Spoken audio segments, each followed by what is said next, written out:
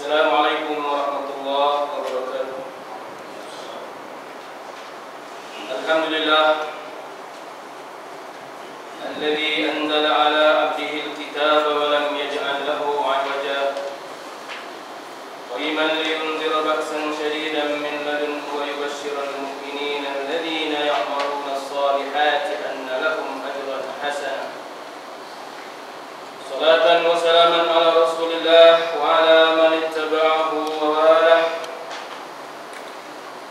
Amma ba'du fa inna asdaqal hadits kitabullah wa khairal hadi hadi Muhammadin sallallahu wa syarrul umuri muhdatsatuha wa kullu muhdatsatin bid'ah wa kullu bid'atin dhalalah wa kullu dhalalatin finnar. Tuan-tuan sedang jemaah muslimin dan muslimat yang dirahmati Allah, alhamdulillah kita panjatkan rasa syukur kepada Allah atas limpah taufik dan hidayah daripada Allah. Maka pada malam ini kita dapat sama-sama menyambung kuliah tafsir Al-Quran. InsyaAllah pada malam ini kita akan membicarakan surah Al-Infitar pada muka surat 587 Al-Quran Al-Karim. Tuan-tuan muslimin dan muslimat, pada malam ini kita lihat surah Al-Infitar. Surah Al-Infitar maknanya surah pecah pertabrakan. Surah Al-Infitar. A'udzubillahi minasyaitonirrajim. Surah Al-Infitar ini surah Makkiyah, surah yang diturunkan sebelum peristiwa hijrah. Kita dah jelaskan sebelum ni, bila sebut Makkiyah maknanya sebelum peristiwa hijrah, bukan di Makkah. Bukan asal turun di Makkah saja maka dinamakan Makkiyah. Tak. Surah itu kalau turun sebelum peristiwa hijrah Nabi ke Madinah maka dinamakan dia Makkiyah. Ada ayat-ayat yang diturunkan di Taif maka dipanggil Makkiyah walaupun di Taif. Ada ayat yang diturunkan di Hudaybiyah dekat dengan Makkah, tapi oleh kerana diturunkan selepas peristiwa hijrah walaupun diturunkan ketika mana Nabi berada di Hudaybiyah maka dipanggil Madaniyah. Ayat yang berbunyi al-yawma akmaltu lakum dinakum wa atmamtu alaikum ni'mati. Ini ayat yang terakhir diturunkan kepada Nabi sallallahu alaihi wasallam menurut satu pandangan diturunkan di Arafah, satu tempat di Mekah, tapi ia adalah Madaniyah kerana ayat itu turun selepas peristiwa hijrah Nabi sallallahu alaihi wasallam. Maka surah Al-Infitar ini keseluruhannya adalah Makkiyah, diturunkan sebelum hijrah Nabi, dan ayat Makkiyah cirinya mengandungi seruan-seruan ke arah akidah. Ayat Madaniyah ciri utamanya mengandungi hukum hakam. A'udzubillahi minasyaitonirrajim. Bismillahirrahmanirrahim. Idza as-samaa'u fatarat. Kata Allah, apabila langit infatarat, tashaqqaqat, terbelah langit. Langit terbelah kerana turunnya malaikat. Malaikat-malaikat di langit turun, maka langit pun terbelahlah. Ulama tafsir mengatakan infatarat maknanya tashaqqaqat binuzulil malaikah. Dia terpecah kerana turunnya malaikat. Biasanya malaikat turun ikut Mi'raj, tapi pada hari kiamat nanti langit akan terbuka di sana sini dan malaikat akan turun, tidak lagi menerusi mengikut jalan Mi'raj yang biasa. Maka ketika itu malaikat turun ke bumi. Sepada kiamat dan malaikat pun turun ke bumi.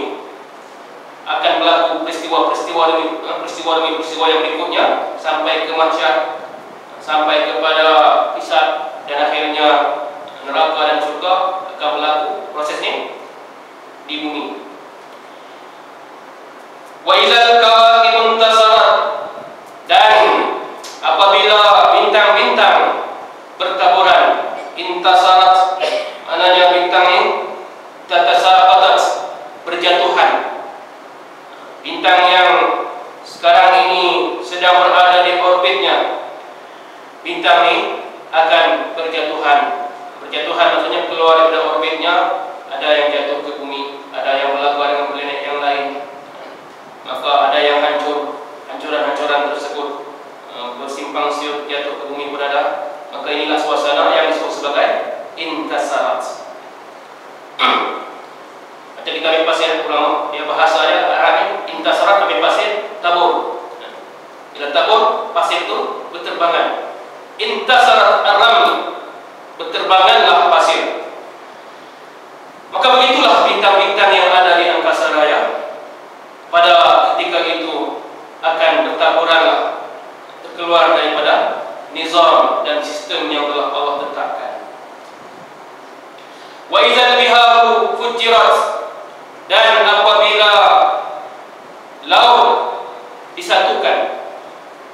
Fujirat maksudnya laut yang masin, laut yang tawar akhirnya jadi satu. Kenapa jadi satu? Kerana bertambahnya kadar air lautan. Kalau kita nak bandingkan dengan peristiwa pertama yang Allah sebut tadi, peristiwa kedua, al-kawakib intasarat, bintang-bintang bertaburan mendekati bumi. Sedangkan bulan pun mendekati bumi, air laut dah pasar kan? Satu biji bulan kan? Bagaimana kalau bintang-bintang semua terkeluar dari orbit dia menghampiri bumi, duduk, ada yang jatuh ke bumi, apa jadi? Maka graviti, tarikan ke atas air laut itu tentulah berkali ganda lebih hebat. Maka ketika itulah air laut naik. Ayat ini menceritakan tentang sains, tentang sains yang akan berlaku. Jadi Allah kata wa idzal biharu fujirat, apabila laut menjadi satu, ini yang masirnya, yang tawarnya jadi satu. Lautan yang hari ini ada dinding-dinding di antara satu lautan. Allah kata di antara wa bainahuma barzakhun la yabghiyan, di antara dua laut ada barzakh, yang mana laut yang satu ini tak akan menyeberang ke laut yang satu lagi. Para ulama cuba memahami makna barzakhun la yabghiyan. Di antara laut ada dinding. Ada yang mengatakan di antara laut air tawar dengan laut air masin ada dinding. Air tawar ni sungai itu ada laut tawar. Bila pergi ke laut masin tak bercampur, maka ada barzakh di antara dua lautan ini. Ada yang mengatakan barzakhul la yabghiyan ini di antara laut yang sebetul, laut Hindi tak bercampur dengan laut Atlantik, laut Pasifik. Laut Pasifik tak bercampur dengan laut Atlantik. Diceritakan bahawa Vasco da Gama ketika mana dia sampai ke Tanjung Pengharapan, dia nampak, dia nampak di antara, sebab di selatan Afrika itu adalah ada beza di antara lautan Atlantik dengan lautan Pasifik.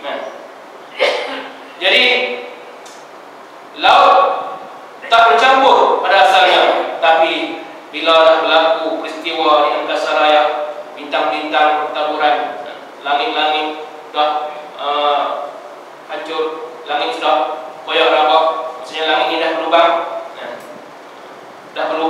dah boleh keluar, tidak ada lagi tapisan macam dahulu. Maka ketika itulah air laut pun naik.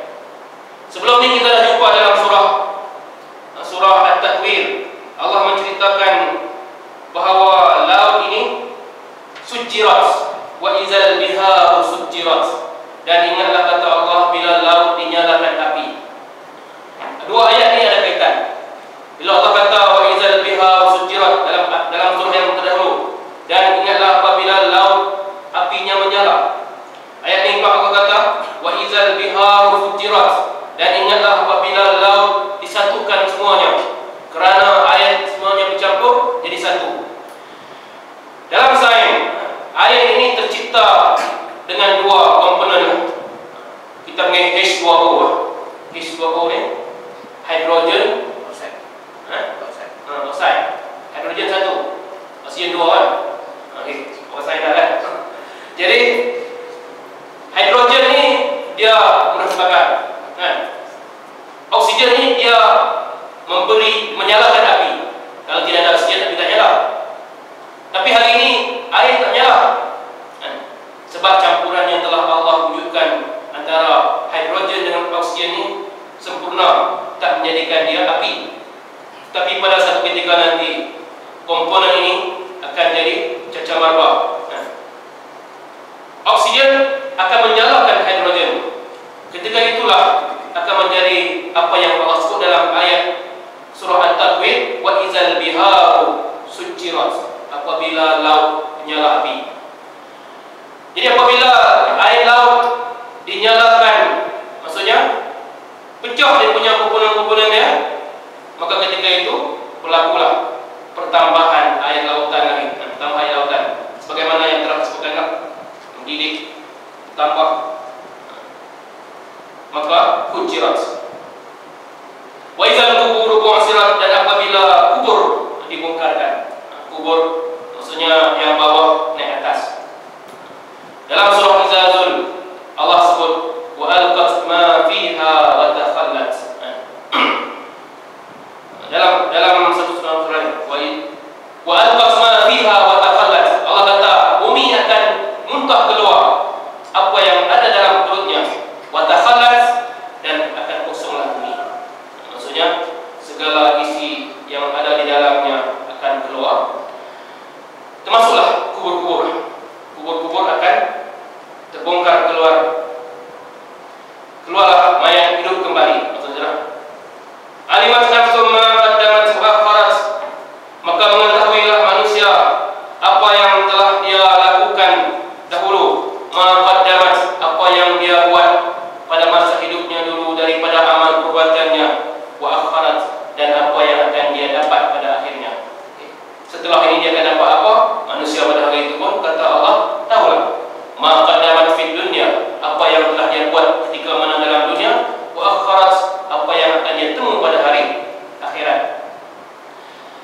Ya ayyuhal insan ma gharraka bi rabbikal karim, wahai manusia, apa yang telah menipukan kamu daripada mengingati Tuhanmu yang mulia.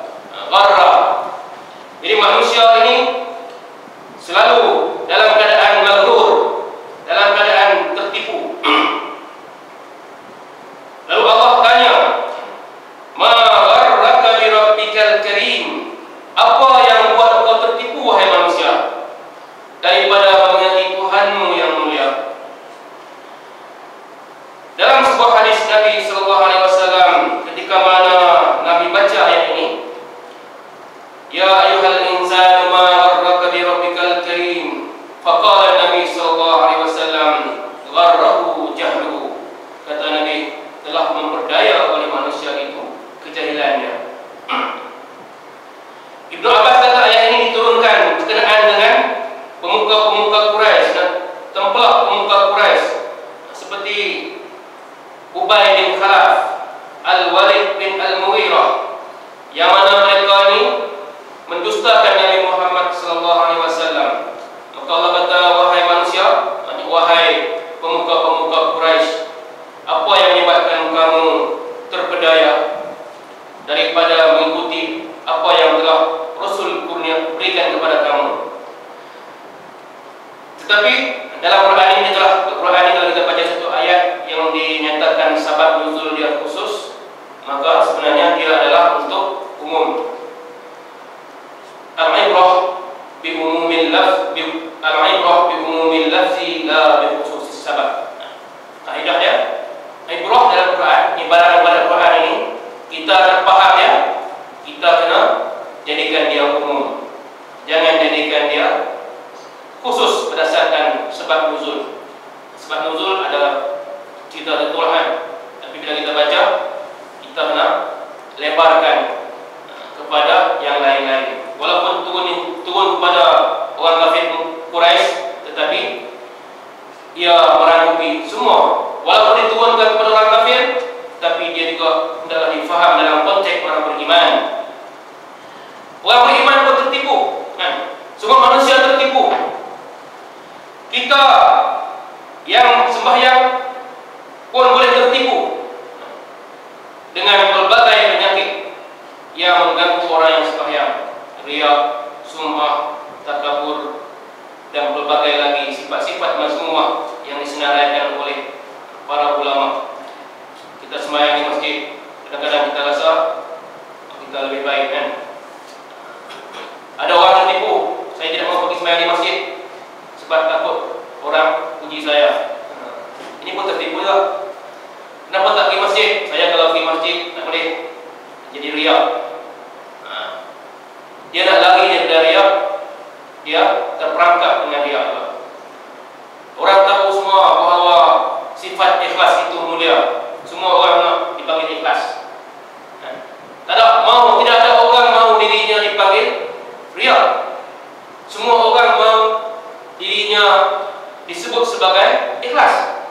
Jadi nak bagi orang kenal dia sebagai ikhlas, dia pun tak membuat riya. Maka dia kata, saya pergi masjid, saya riya. Saya sembahyang di rumah, saya ikhlas. Maka ini adalah maghrur, orang yang tertipu. Jadi nak lawan riya, kita kena lawan mujahadah. Bukan dengan cara lari. Lawan musuh yang bernama riya ini dengan kita lari daripada dia. Kita kena mujahadah. Mujahadah maknanya kita bersungguh-sungguh menentangnya. Dan Allah janji dalam Quran, wallazina jahadu fina lanahdiyannahum subulana. Dan orang-orang yang bermujahadah di jalan kami, jalan nak mendekatkan diri kepada Allah, Allah kata lanahdiyannahum subulana. Allah akan beri hidayah mereka kepada jalan kami. Allah akan bantu. Kali pertama pergi mungkin riya, kedua ada lagi. Lama-lama dah bertahun-tahun dah pergi dah, kan? Dah bertahun-tahun buat amal baik, tak ada apa. Jadi orang ini dah sampai ke peringkat mujahadah, Allah telah bagi dia hidayah. Allazi khalaqaka fasawwaka fa'adala. Siapakah Rabbul Karim, Rabbikal Karim? Allah cerita. Tuhan yang mulia itu adalah Tuhan yang telah menjadikan kamu fasawwaka, lalu menjadikan kamu sawwaka, sempurna. Sawwaka, dalam perut mak kamu Allah jadikan kamu ada dua tangan, dua kaki, dua mata, dan semua anggota-anggotanya. Jadi ketika mana dalam perut mak kamu, Allah sawwaka, Allah jadikan kamu sempurna sebagai manusia dengan lengkap anggota dia.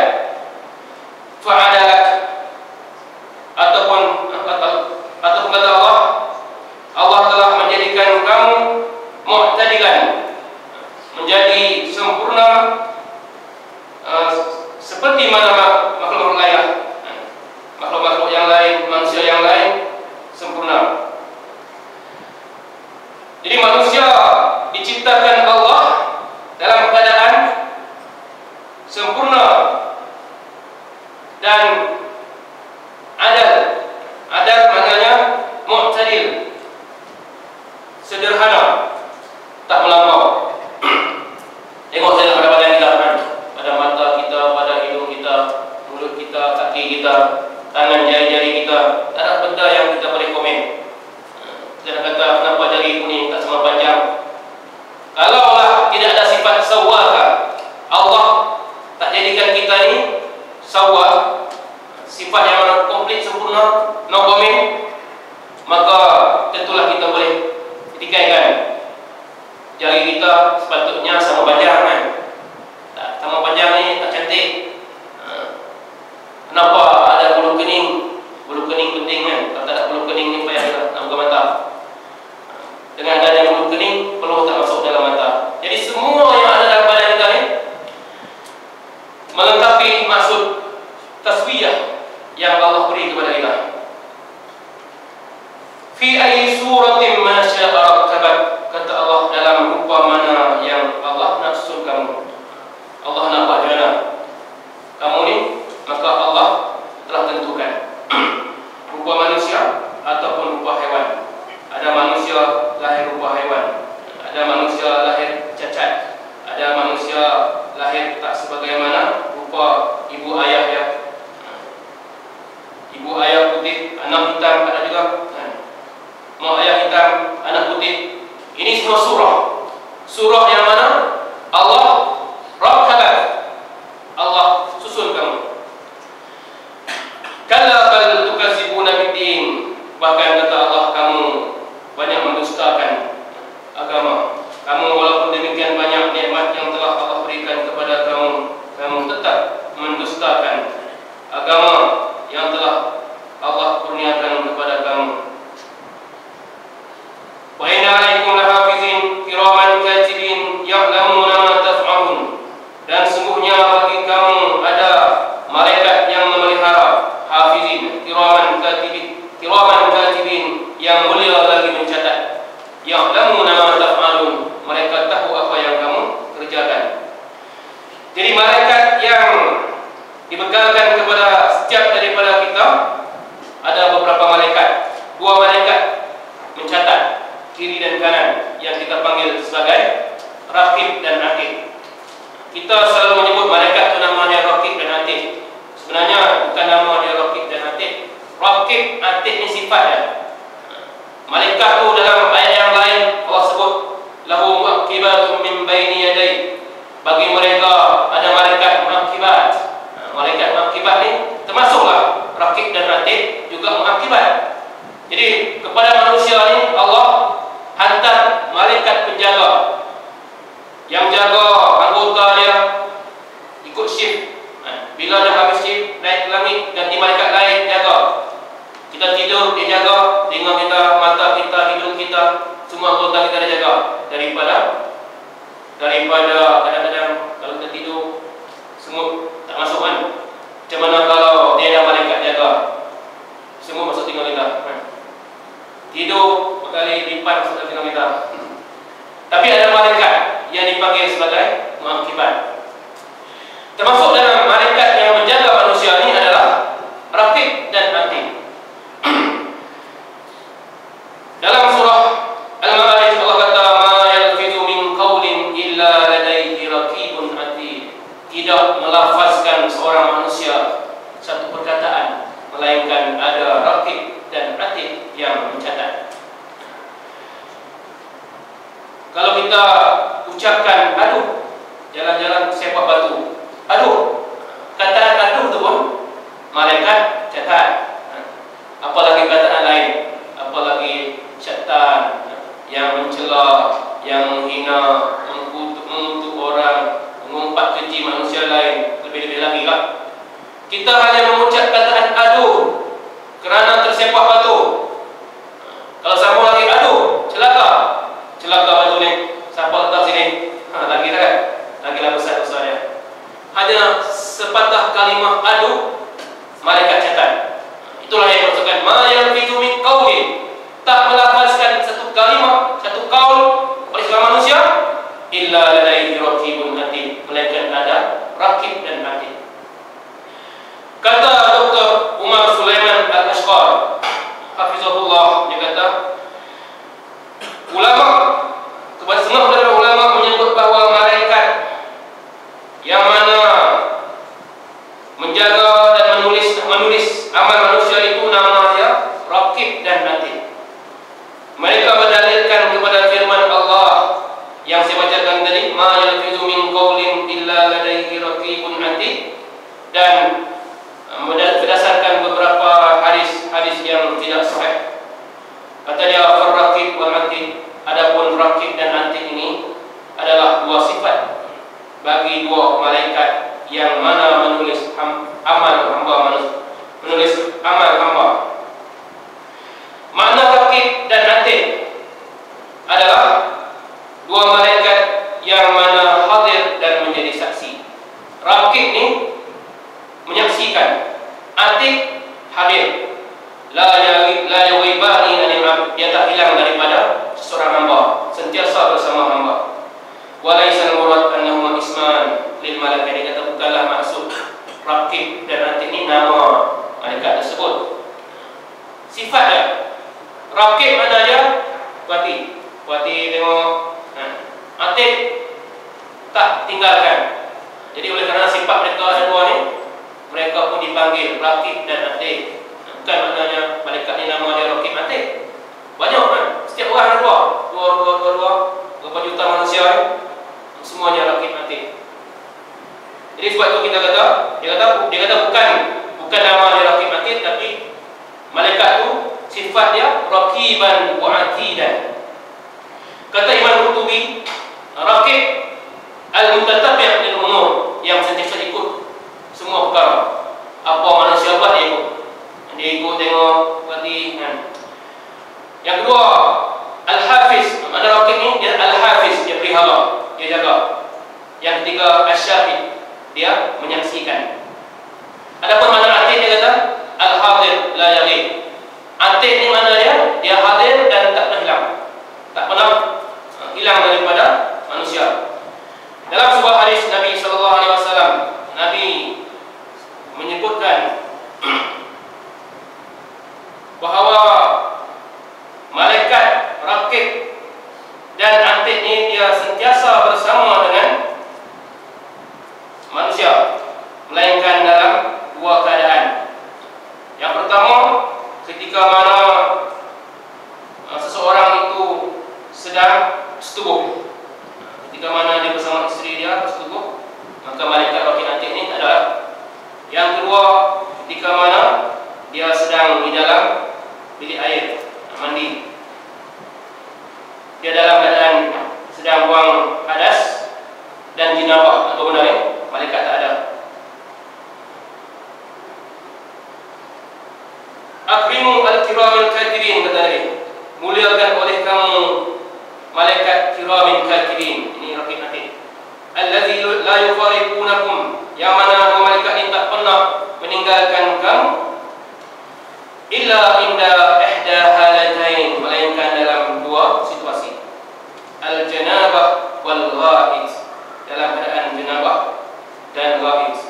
Jangan pula kita sangka, oh, jika mana dalam tandas mereka tak ada, bolehlah aku buat jangan-jangan, bolehlah aku buat dosa dalam tandas, mereka tak ada. Tak ada malaikat dalam tandas bukan makna disconnect, dia tak tahu. Nabi tak tahu, dia tak tahu. Nabi kata malaikat tak bersama kamu dalam tandas dan ketika mana dalam berjenabah, dalam keadaan berjenabah, dalam kamu bersama isteri sedang melakukan hubungan dengan suami isteri, tak ada. Tapi bukan maknanya malaikat tak tahu. Malaikat tahu. Kaedah dia tahu macam mana, wallahu ta'ala alam. Dia tak akan terlepas walaupun satu, walaupun sedikit, tidak akan terlepas.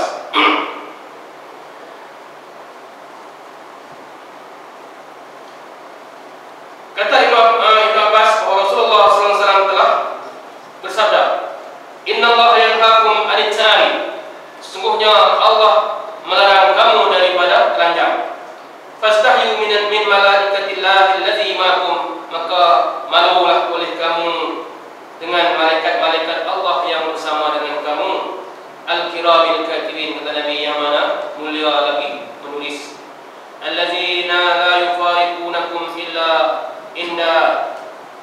inda salasati halat, dalam yang lain untuk tiga keadaan, yang mana malaikat tidak meninggalkan kamu melainkan dalam tiga keadaan. Tidak meninggalkan kamu dalam tiga keadaan, melainkan dalam tiga keadaan. Al-ghaid, keadaan kamu untuk berak, buang air, buang dan nanas. Wal janabah, dalam keadaan kamu melakukan junub. Wal ghusl, kamu mandi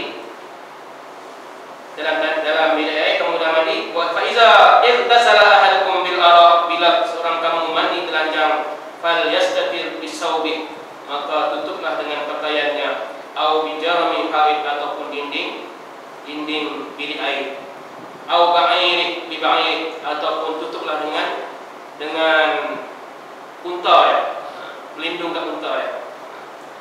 Bukan maksudnya tak mandi telanjang kan. Zaman moden hari ini orang mandi dalam tandas, tutup dengan dinding tandas juga.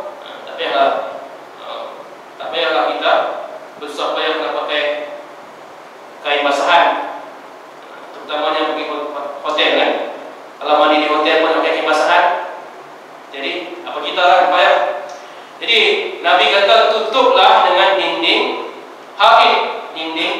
yang kita mandi itu, ataupun bima'iri, boleh juga tutup dengan dinding belakang unta ya. Badan unta itu kita mandi belakang. Kisah Nabi Musa AS juga menjadi pelajaran buat kita.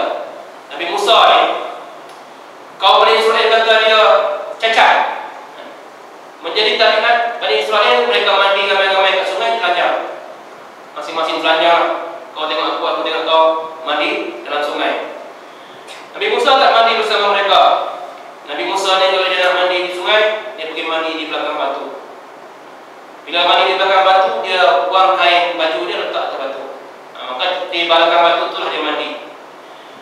Oleh kerana Nabi Musa mandi macam macam tu, orang Bani Israel kata Musa ni cacat, dia ada penyakit. Dia ada satu aib yang mana dia malu kita tengok. Badan dia tak macam kita, badan kita lawak, dia tak lawak. Jadi perkataan-perkataan yang sedemikian tentulah penghinaan kepada Nabi Musa AS. Maka pada satu ketika Nabi Musa pergi mandi, dia letak pakaian di atas batu, batu lari. Ini cerita lari, bukan cerita dongeng kan? Batu lari. Batu tu bergerak lari. Kain baju dia pun tak batu. Macam mana kan? Musa pun bila nampak batu lari, dia kejar. Kejar sampai ke tempat orang ramai. Orang ramai semua tengok Nabi Musa kejar pakaian dia atas batu dalam keadaan telanjang. Maka ketika itu mereka pun nampaklah Nabi Musa tidak sebagaimana yang mereka cerita-ceritakan. Musa seorang lelaki yang sempurna, yang cantik tubuh badannya. Maka itulah cara Allah nak membersihkan Nabi Musa. Dalam Quran tersebut, fabarra'ahu mimma qalu. Kata Allah, fabarra'ahu mimma qalu. Allah telah membebaskan Musa daripada apa yang mereka kata tentang Musa. Jadi Musa dalam cerita ni, dalam hadis ni, Musa mandi telanjang tapi berlindung di balik batu. Boleh, tak salah.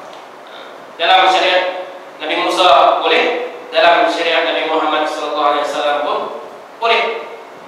Tetapi mandi di tempat lapang, orang tengok haram. Mandi di tempat lapang, orang tengok kita, maka haram. Mandi di tempat yang orang tak nampak, berlindung di balik dinding atau balik sesuatu, maka harus, tak salah. Ya'lamuna ma taf'alun. Bila Allah kata ya'lamuna ma taf'alun, malaikat yang namanya kiraman katibin ni tahu apa yang kamu buat, maknanya walaupun dia tak ada bersama kita dalam keadaan yang disebut tadi, dalam tandas bersama isteri dia tak ada, tapi ya'lamuna ma taf'alun, dia mengetahui apa yang kamu kerjakan. Apa jalan dia tahu, wallahu ta'ala alam. Benda ni benar baik. Bila Allah kata ya'lamuna ma taf'alun, malaikat tadi tahu apa yang kamu kerjakan, kita beriman. Kita tak payah fikir macam mana kaifiat dia pula dah tahu kan.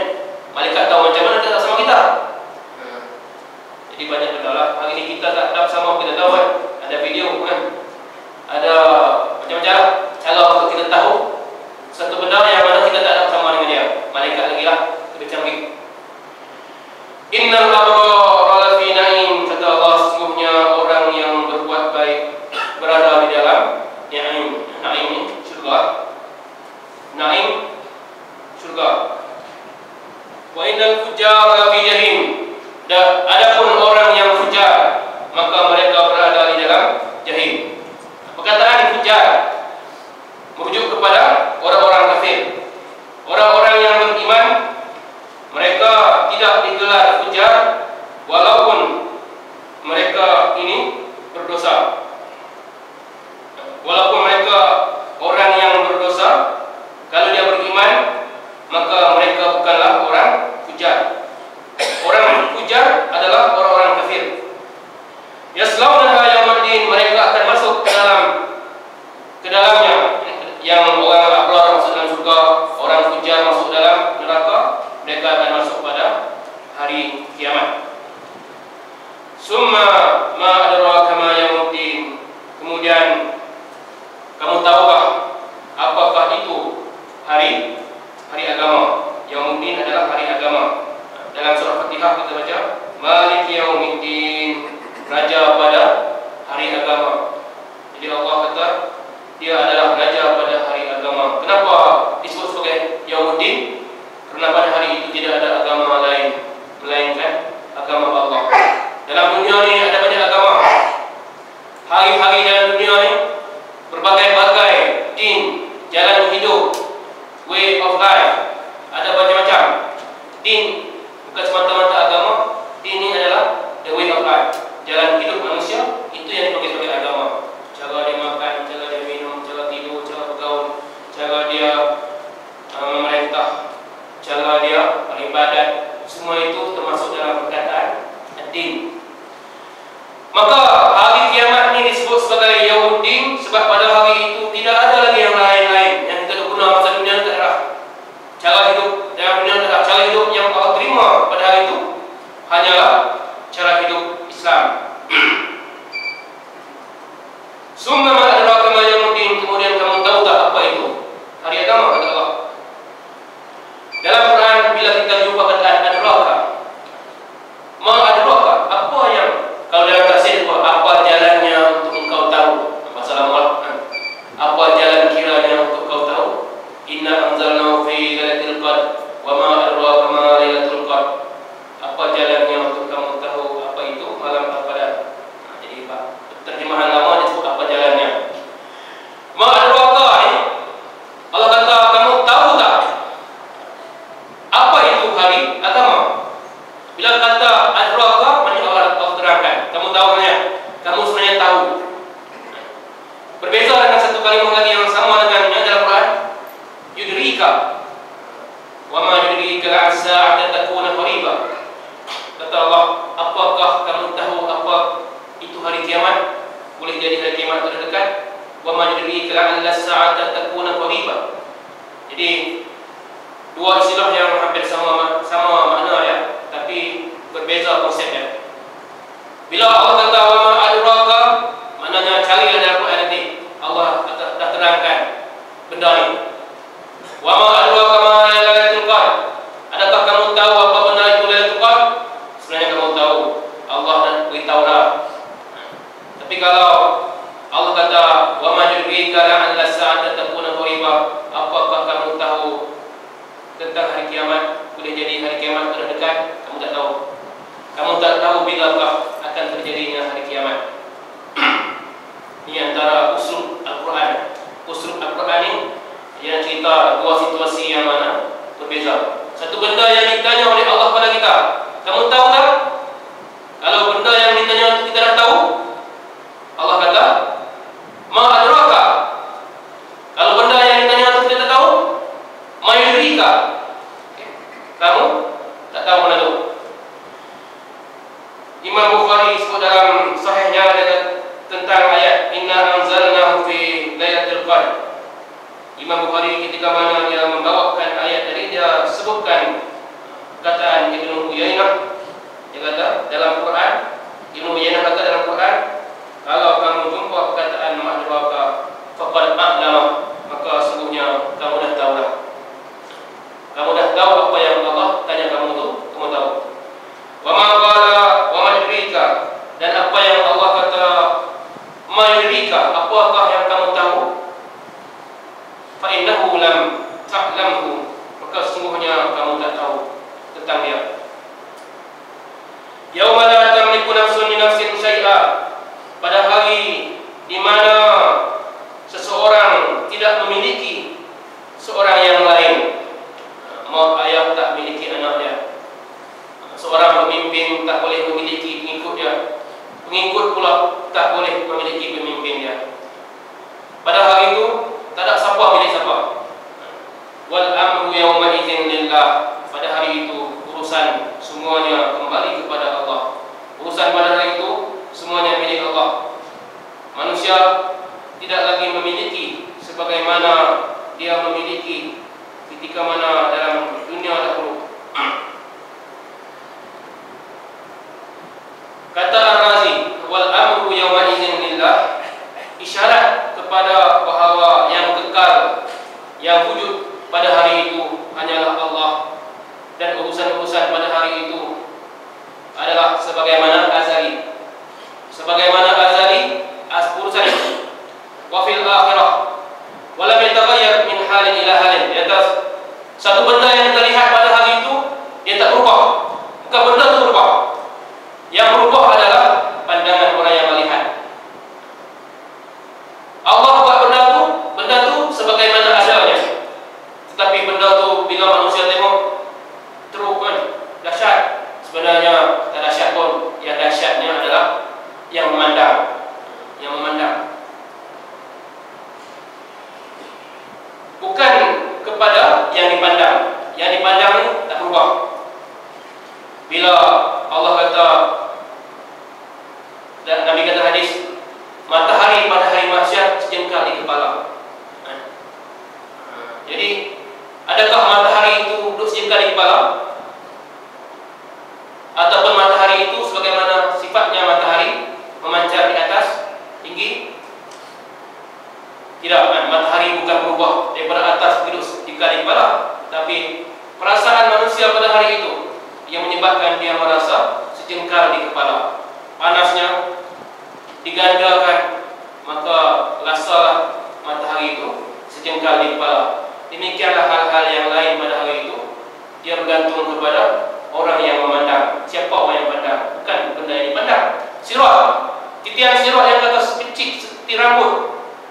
Hakikatnya titian sirat tidaklah segitu, tapi yang memandangnya berdasarkan amal yang dia ada, dia pandang, maka nampak sirat yang kecil seperti rambut di belah tujuh. Di belah tujuh. Jadi situasi akan berubah berdasarkan orang yang melihat. Padahal hakikat benda itu tidak berubah. Wal amru yawma idzin lillah, urusan pada hari itu adalah milik Allah semuanya. Jadi tuan-tuan sekalian, inilah kefahaman daripada surah Al-Infitar. Allah cerita tentang peristiwa yang akan terjadi pada hari kiamat. Langit, bintang, menolak kita tentang langit, kemudian kita tentang bumi. Apa jadi pada langit mempengaruhi bumi. Kemudian setelah bumi terjadi, bumi menjadi tempat manusia dibangkitkan semula. Maka ketika itulah Allah cerita pula manusia akan dipecahkan kepada dua kelompok, al-abrar wal fujar, orang yang baik dan orang yang derhaka. Pada hari itu manusia akan dipisahkan. Dalam dunia ini kita bercampur baur. Orang baik, orang jahat tinggal dalam sebuah taman. Taman Sejahtera Jaya ini ada orang baik, ada orang jahat, tinggal dalam kejiranan yang sama. Pada hari itu pisah. Dalam surah Yasin kita baca, wamtazul yawma ayyuhal mujrimun. Wamtazul yawma ayyuhal mujrimun. Pada hari ini imtaz. Duduk di pinggir, duduk di sisi. Minggirlah oleh kamu wahai orang-orang yang berdosa. Maksudnya orang-orang dosa duduk sebelah ni, orang yang tak dosa duduk sebelah ni. Jadi Allah pisahkan. Maka demikianlah pada hari kiamat nanti, orang-orang yang baik, kata Allah, innal abrara lafi na'im wa innal fujara lafi jahim. Pada hari itu juga Allah cerita tentang mak ayah tak boleh nak, tak ada connection dengan anak dia. Bapa pada hari itu kalau boleh dia nak tebus diri dia dengan anak dia, dengan semua yang dia ada. Yubasurunahum yawaddul mujrimu law yaftadi min azabi yawmin idzin bi bani. Kata Allah, pada hari itu setelah mereka lihat azab Allah, maka pada hari itu orang-orang yang berdosa al-mujrimun law yaftadi min azabi yawmin idzin bi bani, kalaulah boleh dia kata, aku nak tebus diriku bi bani, dengan anak-anak, wa sahibatihi wa akhi, kawan-kawan, saudara-saudara, kepada tebus. Ya Allah, anakku ada 10 orang, ambillah dia, azablah dia nanti aku. Ya Allah, aku ada kawan-kawan yang ramai, ambillah kawan-kawanku, dia setia pada aku masa hidup dulu, ambillah dia, azablah mereka nanti aku. Wa bani sahibati wa akhi wa fasilatihi allati tuwi, semua yang mana dalam dunia itu ada hubungan dengan dia, yang mana boleh dia minta tolong. Wa fasilatihi allati tuwi wa man fil ardi jami'an hatta yuji, kata Allah, dan semua yang ada di bumi, di dunia dulu, sehingga dia boleh selamat. Jadi pada hari itu setiap orang hanya nak fikir tentang diri sendiri, tak ada yang nak fikir orang lain. Hatta Nabi Ibrahim alaihissalam, dalam hadis Nabi kata, pada hari itu Nabi Ibrahim hanya berdoa, Allahumma sallimni. Ibrahim sendiri doa pada hari itu, ya Allah selamatkan aku. Tidak ada orang lain. Sedangkan Ibrahim ini adalah bapa Nabi-Nabi, bapa para Nabi-Nabi Ibrahim. Tapi pada hari itu yang dia fikir hanyalah dirinya sendiri. Hanya Nabi Muhammad SAW yang mana sempat memikirkan tentang umat dia. Nabi nak cerita orang lain telah lupa tentang manusia lain, tetapi Nabi Muhammad tidak lupa tentang umat dia. Yang disebut dalam hadis, Nabi mencari tentang umat dia. Nabi mencari umat dia. Hadis ummati. Hadis ummati ini kadang dibaca silap, dibaca dalam keadaan Nabi masih hidup. Nabi nak mati, Nabi kata ummati. Itu tak tahulah. Tidak ada dalam riwayat mengatakan Nabi menyebut ummati. Yang ada, bila Nabi bangkit daripada kubur, Nabi bertanya tentang umat dia. Bukan masa nak mati, bukan masa Nabi nak wafat. Nabi tanya, umat macam mana? Nabi tanya, ila taufiqul a'la. Nabi hanya fikir Tuhan yang maha tinggi. Ketika mana Nabi nak mati, Nabi tak tanya umat macam mana, isteri macam mana, warna negeri Madinah macam mana, siapa nak jadi pemimpin. Tak ada. Nabi bila nak wafat, dia hanya ila rafiqul a'la, kepada Tuhan yang maha tinggi. Contoh orang mati kan, jangan masa nak mati fikir mana geran tanah saya, macam mana isteri saya, tolong jangan kahwin lagi, lepas mati jangan kahwin lagi. Kita kan, kita bila nak mati fikir apa yang kita tinggalkan. Nabi bila nak wafat, dia tak fikirlah sekalipun umat dia hanya fikir tentang Allah, sambil mengatakan ila rafiqil a'la, kepada Tuhan yang maha tinggi, kawan, kepada kawan yang maha tinggi, sahabat yang maha tinggi, Allah. Dan Nabi hanya sebab bagi umat dia, bila dia bangkit daripada mahsyar, dia tanya, apa hal umatku? Mereka beritahu umatmu belum bangun lagi, belum dibangkitkan lagi. Nabi orang yang pertama dibangkitkan. Tapi Nabi sendiri pun tak pasti apakah dia orang pertama dibangkitkan pada hari mahsyar.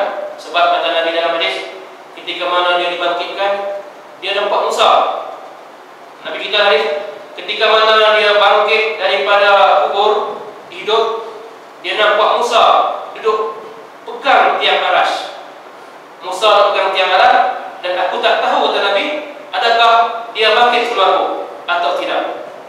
Jadi Nabi pun tak pasti Musa ni dia bangkit sebelum Nabi ke ataupun selepas Nabi. Sebab dia kata tengok Musa pegang tiang aras, duk sandar di tiang aras, duk peluk tiang aras.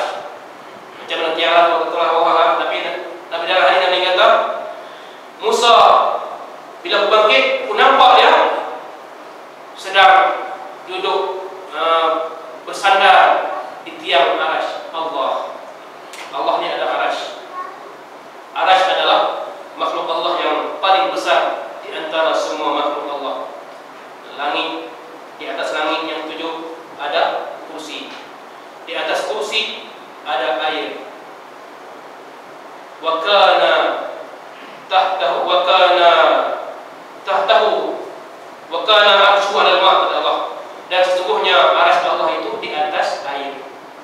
Aras Allah di atas kursi. Di antara kursi dengan aras ada air. Dan aras Allah berada di atas air. Ini bukan ini ada Quran. Wa kana arsyu 'alal ma'. Dalam Quran sebut aras Allah berada di atas air. Dan para ulama menyatakan dalam hadis, menyatakan bahawa aras Allah adalah makhluk pertama yang Allah cipta. Setelah Allah cipta aras, barulah Allah cipta al-qalam. Al-qalam maknanya pen. Jadi sebesar-besar makhluk adalah aras Allah. Maka aras ada 9 tiang yang mana dipegang oleh malaikat yang disebut sebagai hamlatul arsh, malaikat penanggung arasy. Malaikat penanggung arasy memegang tiang arasy. Sekadar yang kami cerita dalam hadis berkenaan hal-hal yang baik ini, itulah yang kita imani. Tentang kaifiat selanjutnya kita serah kepada Allah Subhanahu wa taala. Maka ayat-ayat kita baca pada malam ini, Allah menceritakan perihal tentang peristiwa-peristiwa yang akan terjadi menjelang kiamat dan setelah berlakunya kiamat pada hari akhirat nanti, apakah yang akan terjadi kepada manusia. Allah taala alam. Aku qouli hadza wa astaghfirullahalazim. Wassalamualaikum warahmatullahi wabarakatuh. Syukur Allah bagi ilmu. Jadi saya ingat dari Ustaz cerita tadi air laut yang Nabi ya. Jadi saya pada saya hikmah tunjuk dari kata Allah yang saya jumpa wajib yang dia nampak api di hujung air masa tangis tu. Setelah dia menolong seorang wanita yang minta tolong, itu yang kerana Dia nampak api. dia nampak api. Maaf ya. Rahmat Allah. Itu ada rahsia Allah di dalam itu. Siapa yang paling senang yang Ustaz tahu? Dahlah, dia nampak apinya. Dia tak boleh kita. Dia kata di hujung air ada api. Saya punya angkat dia tanya. Biar Allah nak tunjuk betapa dahsyatnya binang kau. Pada pendapat saya yang berani. Baik.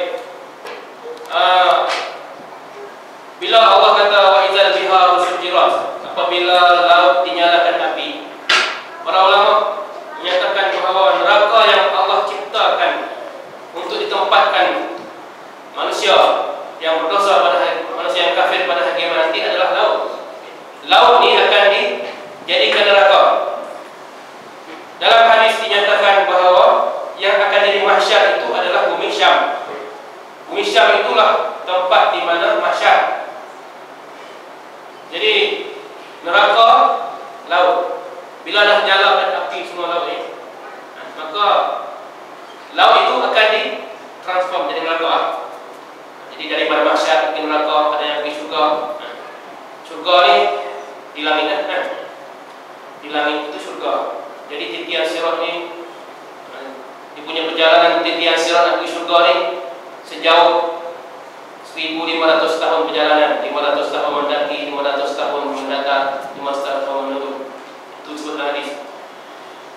Jadi kalaulah kita nampak api dalam neraka seperti yang kita tahu kan, mungkin Allah nak zahirkanlah hakikat sebenar di balik laut itu.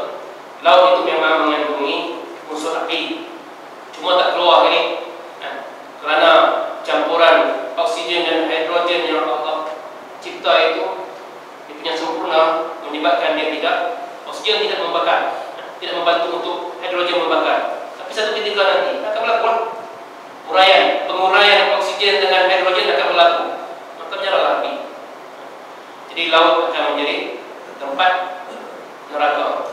Itulah dalam satu pendapat Ibnu Mas'ud, dia kata dia makruh mengambil air sembahyang dengan air laut. Sebab dia kata semuanya air laut itu adalah neraka. Ini pendapat Ibnu Mas'ud lah. Dia memakruhkan mengambil wuduk dengan air laut. Sebab air laut ni, laut ni neraka. Ini pendapat Ibnu Mas'ud yang mengaitkan laut sebagai api neraka, maka dia pun makruhkan untuk mengambil air sembahyang dengan laut. Dari pendapat ulama-ulama mazhab, jumhur mengatakan tak makruhlah, tak harus mengambil air wuduk dengan laut. Sebab Nabi kata dalam hadis yang lain, tahuru ma'u wa hillu maitu, suci airnya, halal bangkainya. Laut ni apa saja yang ada dalam laut ni suci. Air laut ni tak najis dan semua bangkainya halal. Kalau ada bangkai laut tu menyerupai haiwan-haiwan yang haram di dunia sekalipun, maka adalah halal. Anjing laut bangkainya halal. Kuda laut, laut halal. Gajah laut kalau ada halal. Ikan duyung, kalau ada ikan duyung mati tak sembelih, halal. Sebab semua yang datang dari laut itu hillu maitu, maka halal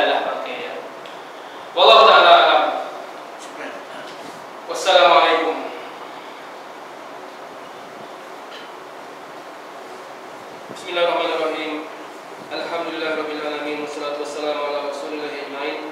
Allahumma alimna ya Allah ma yanfa'una wanfa'na ma 'allamtana. Allahumma faqihna fid din wa 'allimna at-ta'wil.